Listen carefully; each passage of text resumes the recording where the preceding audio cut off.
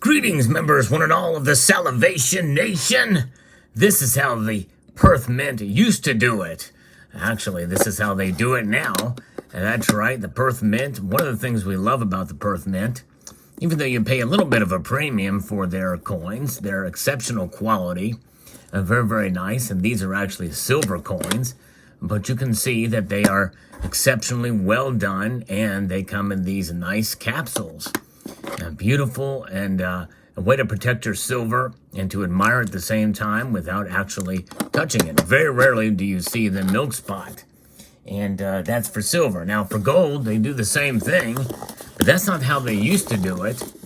In some ways, I kind of like how they used to do it better. I've never seen another major mint do this type of thing. We're going to try to open this box with our bare hands. And this is coming to us from Amex. It's a package within a package, as we always like, yes, from time to time. And this is an unboxing that I'm trying to do without the assistance of any cutting device. And see what is inside. This is a blast from the past.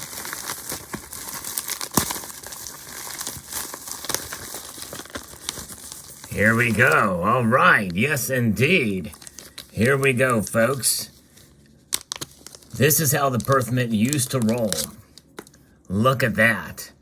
This is a 1990 1-ounce nugget. Now, you can see there's no nugget on here, but they continue to call it a nugget, even after they put the red kangaroo on it for a few years.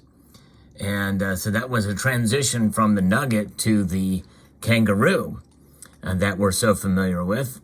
And but it's a little bit more history behind this coin. They have, for a couple of years, they put some famous gold nuggets on their coins, hence the Australian nugget.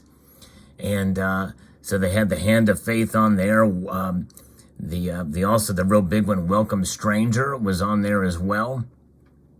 And now, fast forward to 2019, they started making a new series of Perth Mint gold coins with the Welcome Stranger and the Hand of Faith, and also the Super Pit now. And, you know, the extra mine where a lot of gold comes from in Australia. But what's so special about this is the packaging. And now this is my second 1990 Australian kangaroo. And Perth Mint had this, and I was like, you know what, it'd be nice to get this in its original packaging, because I have one that didn't come in this packaging, and it's not in quite as good a shape as this one is. So I thought, you know, I'd like to get one that's in its original packaging, likely never removed. And this is from 1990, which is I believe that's the first year that the red kangaroo was featured on their gold products. And of course, it's the same kangaroo that you see on the silver bullion version that started in 2015 and 2016. But this is still called the Nugget, and it is a 1 ounce of 4/9 fine gold, which was relatively rare or not seen as much in bullion products. I think only the Royal Canadian Mint was the other one that produced a 4/9 bullion coin. But this is just exceptional quality from the Perth Mint, and I like this cool case that it comes in. I have one of these for the Kookaburra, and the Kookaburra in 1990 was the first year for that as well. And just a really cool case. These are really neat, and just wanted to add this to the collection in this format. It's, to be able to stack on here with gold, and that's leads me closer to my ultimate goal, which I will probably share soon one day. I think I might get there this year.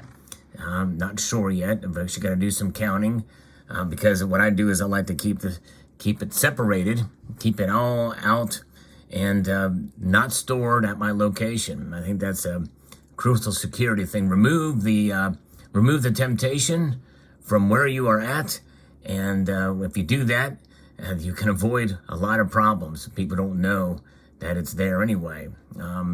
But aside from that, it's always good to be well protected.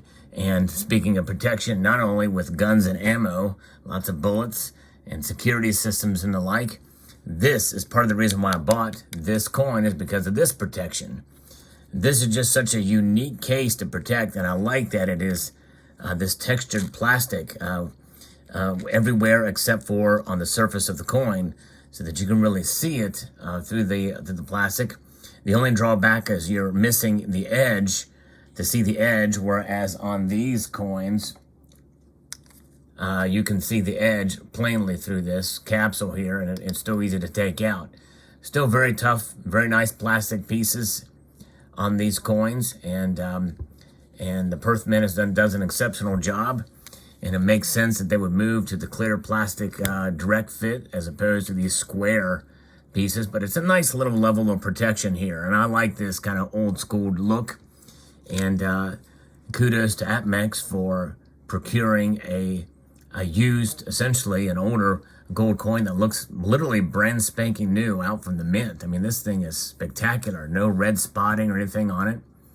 Just a lovely coin. You know, these old school bullion coins are nice, and it has a more attractive effigy of the queen as well too, which is kind of nice. Her with the crown, and very, very nice indeed.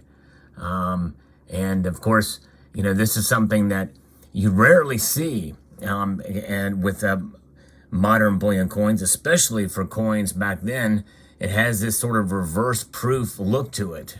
This is technically would be referred to as a BU strike, but it has a reverse proof quality to it, as you can see here.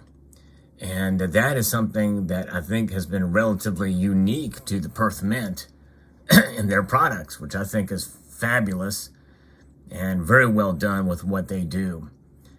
Exceptional quality, hands down. So, and that's how I like to accumulate gold. It's not just buying eagles every month or what have you. Even though I am getting some of the eagles. I've got the last one from 2021 of the Type 1 and the first of 2022 at the Type 2. And I really should get more eagles for the stack and for liquidity purposes, because you're not going to be hit with taxes on those when you go to sell those, whereas technically you could with this stuff, but if you're not careful. So I do need to get more of the eagles, but I just am a collector first and foremost. And this is why, as a collector, I've really decided to move more towards gold, because I know that I'm going to be able to preserve my holdings, because this coin was not a whole lot over spot. I mean, it was, you know, I would say probably $115 over, which is considered, you know, average to a little bit high. Not too bad though in this day and age. And so when you think about that, you know, spot stays where it is. In worst case scenario, I might lose a little bit on it, but not a whole lot. And more likely, it's going to go up. Spot price is going to go up from here, at least to some degree. There'll be, in fact, actually, after I made this purchase, it did go up. But yeah, it's a nice way to be able to add a little bit of weight to the collection and enjoy it. I mean, add a little bit of weight to the stack and add your collection of just different and beautiful designs for gold. And it is an amazing metal for sure. And I'm pleased to be able to add this to the stack and collection. Let me know what your thoughts are below. Are you, if you're a gold buyer, are you just buying just one Type 1 design, like stacking eagles or maples, the most common stuff? Or are you looking for unique things? I like a little bit of both. And there's some things on my radar that I'd like to get this year. I don't know if I'll be able to get them or not, but I like some of the unique stuff with gold and silver too as well. It's just that if you get the unique stuff with silver, typically the collector value and the premiums are much, much higher and much more difficult to recover those premiums if you go to sell them. A case in point, I got burned essentially, at least to some degree, on the Gods of Olympus series, the original series of the ultra high relief, or the ultra high relief 2-ounce antiqued. And I thought for sure there'd be resurgence and desirability for them when the Perth Mint came out with the versions that look like this, that had come in this style of those coins that did do really well. Nope, did not happen. CSC, c'est la vie, so they say. So that's one reason why I've gravitated more towards gold.